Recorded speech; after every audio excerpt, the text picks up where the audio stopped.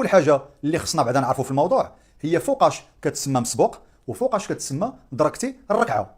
الا دخلتي للجامع وجبرتي الامام راكع ووقفتي في الصف ودرتي تكبيره الاحرام ودرتي تكبيره انتقاليه ووصلوا لي الدين ديالك الركابي ديالك والظهر ديالك ولا معتدل، يعني درتي الوضعيه ديال الركوع مع الامام، كتسمى لحقتي الركعه. واخا ما تدركش تقول سبحان ربي العظيم وبحمده مع الامام، يعني كي نركع انا هو يقول سمع الله لمن حمده كنسمى دركت الركعه، كنقول انا سبحان ربي العظيم وبحمده بوحدي وكنلحق الامام ديك الساعه.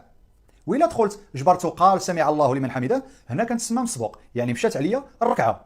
دابا نتعلموا الاحكام كامله، غنبداو بالظهر. الظهر والعصر بحال بحال بجوجهم سريين وبجوجهم فيهم 4 ديال الركعات. الا دخلت نصلي الظهر وجبرت الامام قال سمع الله لمن حمده في الركعه الاولانيه فاتتني ركعه، يعني لحقت 3. هذوك بالنسبه لي انا هما الاولى ديالي، يعني ملي كيسلم الامام كنوقف انا ونجيب الرابعه بالنسبه لي. الرابعه في الظهر كيفاش كتكون بالفاتحه سرا، يعني كنوقف ونقرا الفاتحه سرا ونجلس التشهد ديالي ونسلم. الا دخلت جبرته قال سمع الله لمن حمده في الركعه الثانيه، يعني لحقت جوج ومشاو عليا جوج. ملي كيسلم الامام كنوقف انا نجيب داك الجوج ديالي اللي هما الثالثه والرابعه بالنسبه لي. الثالثه والرابعه في الظهر والعصر كيفاش كيكونوا بالفاتحه سرا.